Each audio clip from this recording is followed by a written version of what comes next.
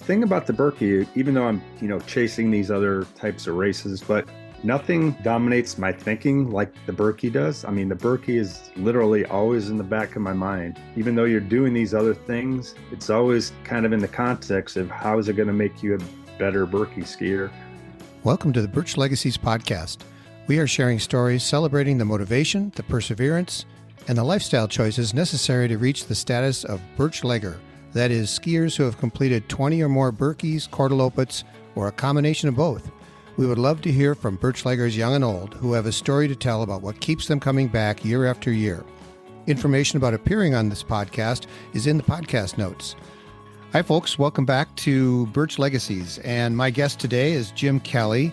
And he is one of the folks that reached out to me to share his story. And I just want to encourage any listener to do the same, because that's how we find out who's out there and who's listening and so on.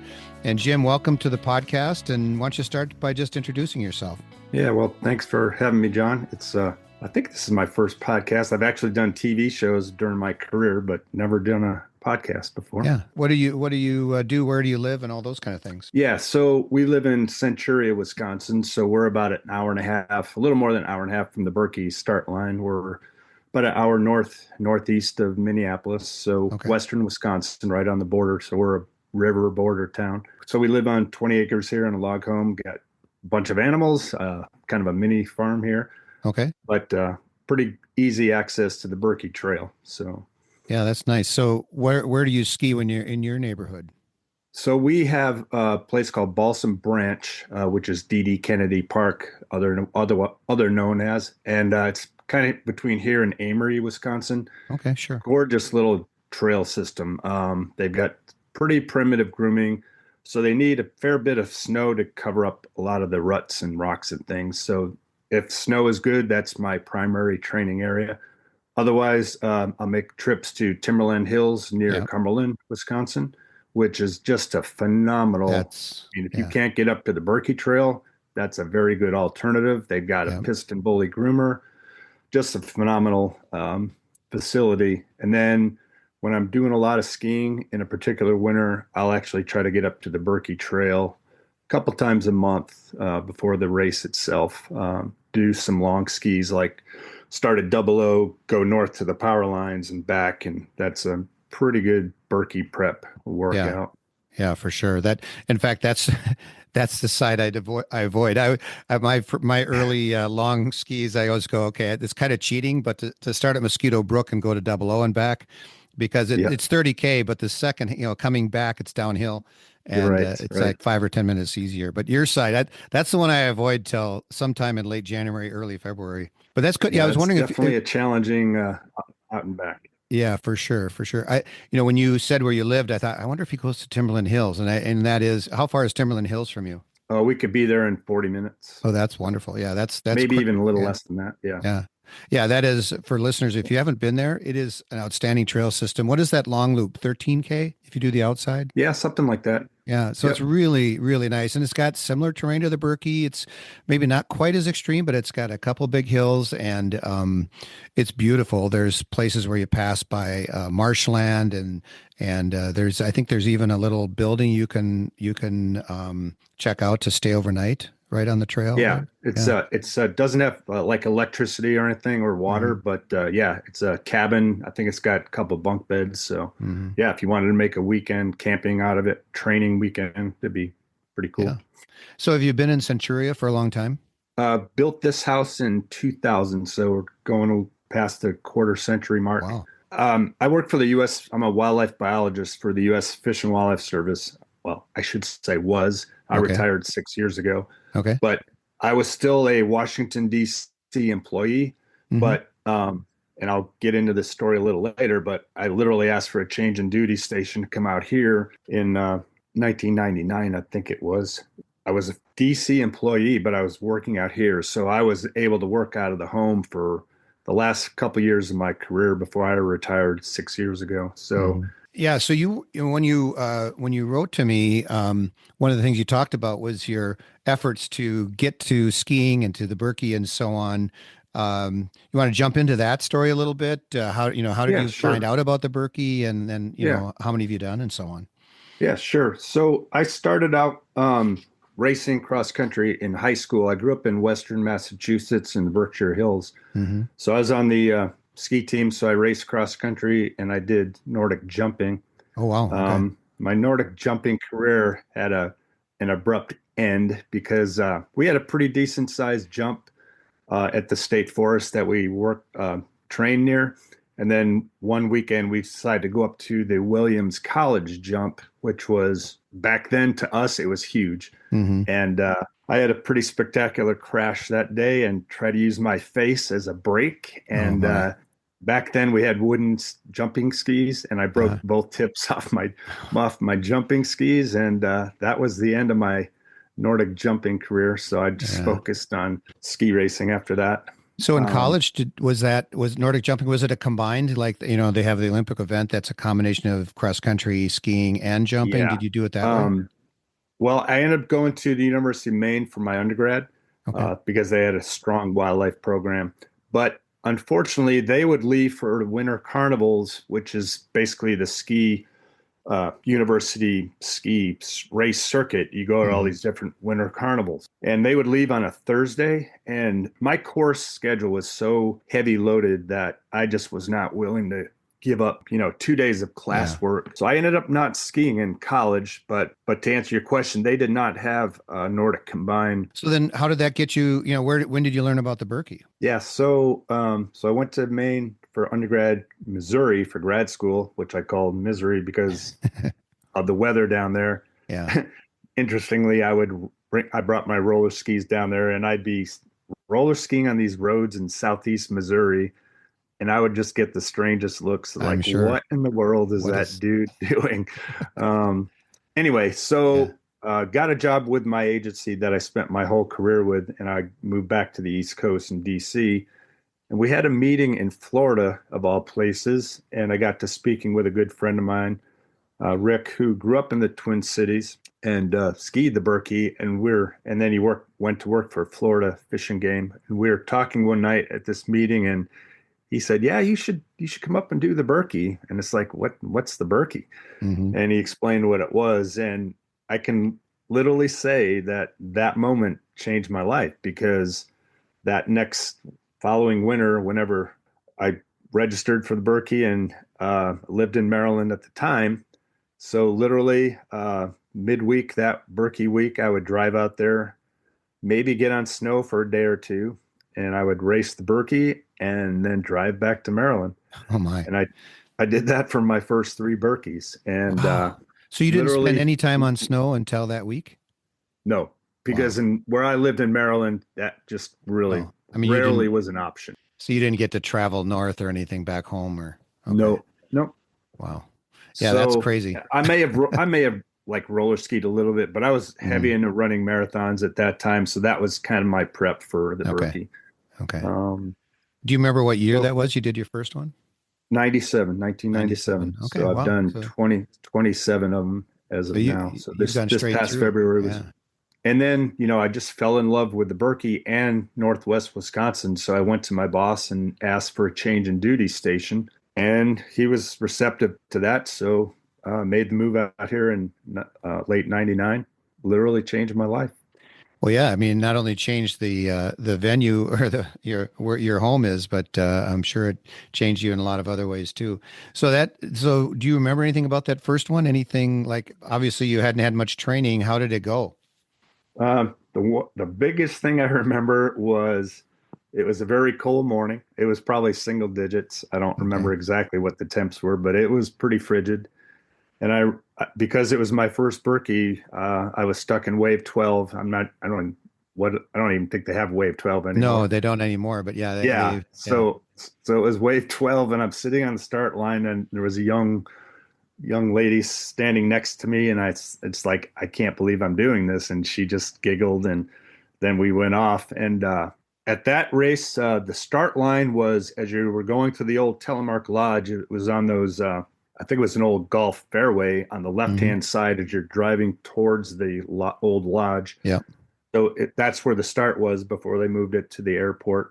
And it was a couple K before you hit the base of the power lines, the first set of hills at the power line. And Yeah. this, huge backup of people.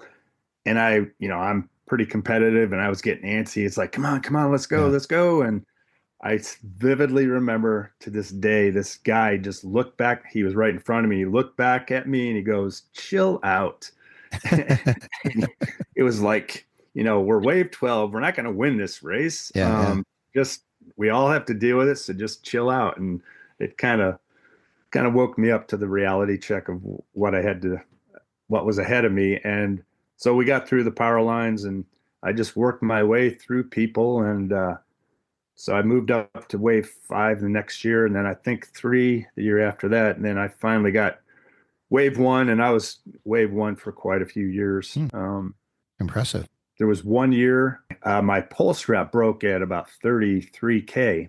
And that year I was in pretty good shape. And my pole strap broke, so I had very little use of it on the hills, which just killed me. I ended up placing like male division, like number 209, and I missed elite wave qualification by 48 seconds. So that was one of my big memories from my Birkie experiences. Interestingly, I forget, it wasn't that many years later. We were at the start of wave 1 and a young kid just jumped in between me and another guy because we were in the tracks at the start. And he jumps between us and saying, hope you guys don't mind, but I'll just get out of your way real quick at the start. So it's like, all right, whatever.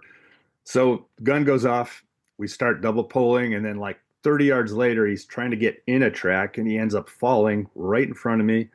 And I managed to slow down to get up to him. People behind me were just pushing and pushing, and they pushed me over him, broke my pole. So I had to scramble for a pole for the first 15 minutes of the race. And so my race was essentially over within the first 30 yards of the race. Now, do you end up with a group of skiing buddies, like that guy that got you started, or anyone else that you kind of ski with? Yeah, we've got a pretty nice group of local masters, racers, skiers that I used to do a lot of training with them, even during the summer and fall, because a lot of us also did like Ironman tries and Chequamegon 40, Czech 40 mountain bike race in the fall.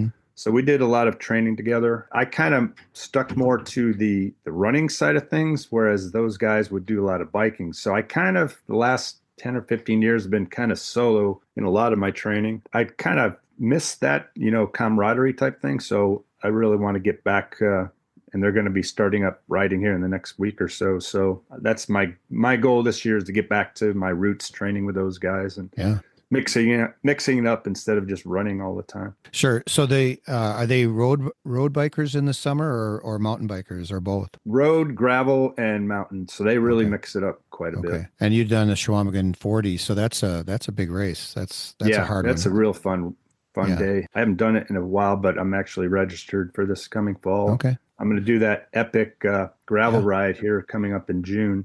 I was just going to ask you if you do any other Birkie events. That's a new one, I think, isn't it? That particular one? They took over I think the Bora Epic that it used to be called. They've taken it over, and now they've added the gravel feature to that. And then in the fall, I'll probably do the Birkie trail run as well. Yeah, my friend and I volunteered at that trail run last year, and I volunteered the last 2 years, but last year I was in a food station, so it was kind of fun to see that. And it was a beautiful fall day. If you get the right weather, that can be really nice. The year before it was raining, and I'm sure difficult footing for the runners, but it's a cool event. And if I was a runner, I think I would for sure hang out with that one. That looks like a cool. Plus, it's all the different lengths.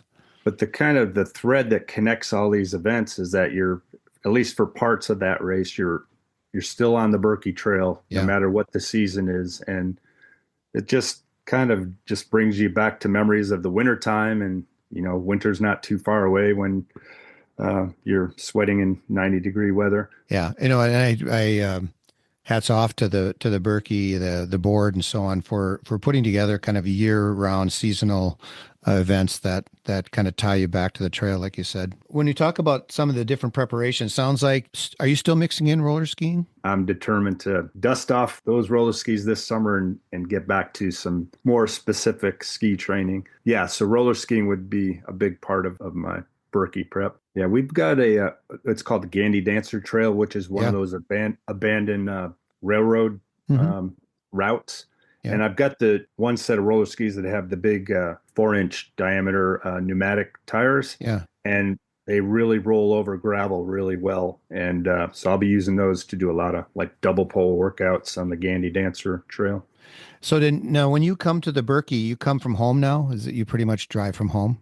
There was a long stretch of years where I would actually stay at Garmisch, Oh USA, yeah. which is Beautiful. east of Cable, Yep. and did that, gosh, probably 15 years. And we just got to the point where we needed a little more flexibility because you're tied into their food Yeah.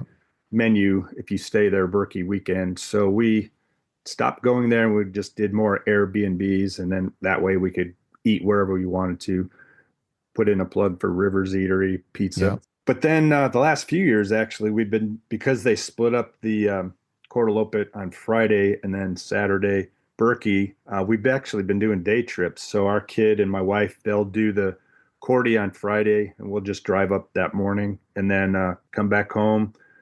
I'll do any last minute ski prep that I need to do for the Birkie, and then we'll repeat it all again Saturday morning. And that's been a challenge because I like to get to the event way early, Yeah. and they do not. Yeah.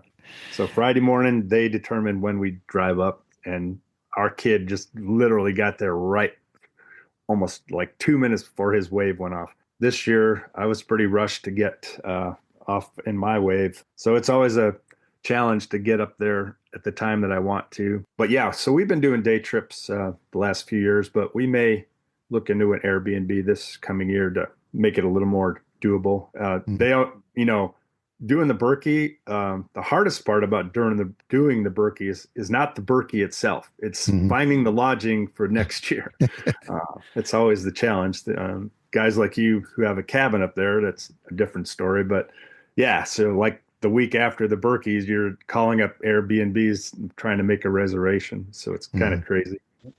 Yeah. So any routines, what do you do like food wise, or kind of how do you think about the mental preparation for the race? I don't really dwell too much on the mental prep. I just kind of listen to the typical Birkie songs, kind of get that Mhm. Birkie juices flowing. But yeah, keep it pretty simple. Yeah, and it sounds like, and you and I were talking before recording that it's the Birkie it's not, even though you wave one, which, that's awesome. You wave one and not taking it absolutely like this is my entire world. You don't live and die on your results on a given race, it sounds like. Oh, and I should say the last few years I've been wave three. So I've slipped a little because I No spent shame. too much time running and trying to. There's a running race called Western States 100, and I've been trying to chase getting into that race. And again, my ski training suffered, so I've slipped to wave three just because I don't like this year. I put in 5 days of ski training before the Birkie, and you end up paying the price for that. So I need to kind of reorganize my priorities and focus more on the Birkie instead of these exotic races all across the globe. Well, I think, listeners will appreciate the fact that you managed to even to be in wave three, and there's no shame in wave three. Absolutely. So it's but to do that with cross training mostly and just 5 days on snow, that's pretty commendable too.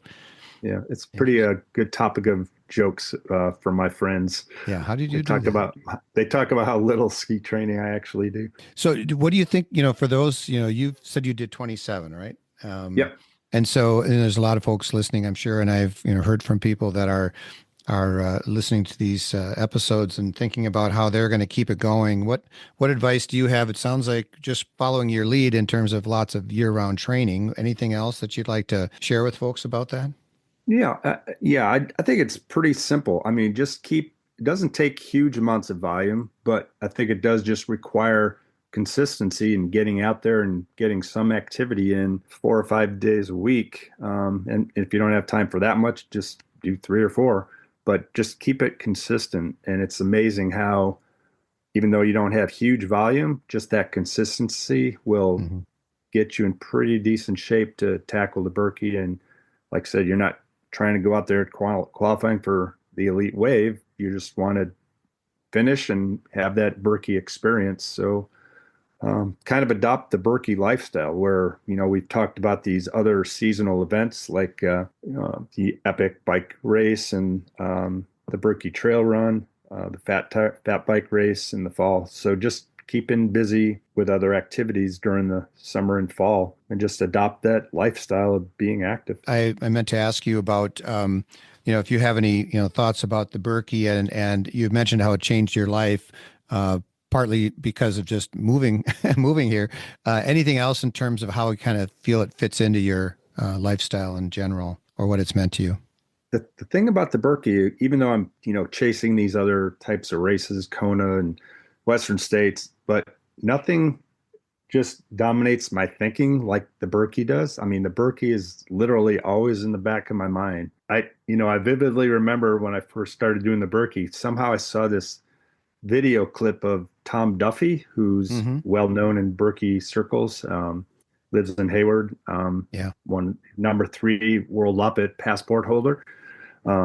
And he was talking about the Birkie, and he basically said, everything we do revolves around the Birkie. We run and roller ski and bike in the summer, just get better at the Birkie. And that's literally kind of the attitude that I've had is that even though you're doing these other things, it's always kind of in the context of how is it going to make you a better Birkie skier. And you don't have to be on that more competitive side to still have that attitude. It's just to have, if you're in shape, you're going to have a better experience at the Birkie rather than a suffer fest. So just, maintaining a minimal amount of fitness will make you have a better Birkie experience. So just keep it active all year round. Well, any final thoughts, Jim, before we sign off? I would put in a little plug for the World Loppet because that was one of Tony Wise's, visions too, for people that want to explore, other countries. I did the Swedish Vasaloppet in 2006. Unbelievable experience. So if people are interested in, you don't even necessarily need to become a, World Loppet master, but just, trying these other races in other countries and get that experience or exposure to other cultures. Even though in Sweden, everybody spoke great English. And so it wasn't a huge culture shock. But yeah, I would just explore the World Loppet a little bit more if you're interested in that. And I don't know why that popped in my head, but. Well, no, that's cool. I skied the Norwegian Birkebeiner in 2016, and it's a major life experience. I'll never forget it, and it's very different terrain and different way of running a race. And yeah, I think anyone listening, if you haven't done it, and there's ways to do it easily. There's tours and ways you can jump in and have someone handle all the logistics, which I think is probably really good, at least the first time. Yeah, it's definitely logistically challenging, but definitely doable. Well, great. Well, again, Jim, thanks so much for reaching out, and I appreciate your time and sharing your story because as I've been interviewing people, people have come from different places and made great changes in their life to make this happen and to get the starting line every year. And I hope you're able to continue doing it as long as you want to. Yeah, I look forward to many more. And thanks for starting this podcast. It just gives us something to listen to during those hot summer days and keep those Birkie cowbells ringing out in the woods while it's summertime. Yeah, that's great. Good idea. All right. Thanks. Thank you, John. Thanks for listening. Please check out the podcast notes to see links to the Birch Leggings Club and the Birkie website. If you've skied a combination of 20 Birkies and or Kortes, I encourage you to join the Birch Leggings Club. If you'd like to tell your Birkie story, please contact me, John Peterson, at my email listed in the podcast notes or by filling out the guest application form linked there. Please subscribe to our program wherever you get your podcasts and leave a review. You can also text us directly from your phone or computer using the quick link in the notes to let us know how we are doing.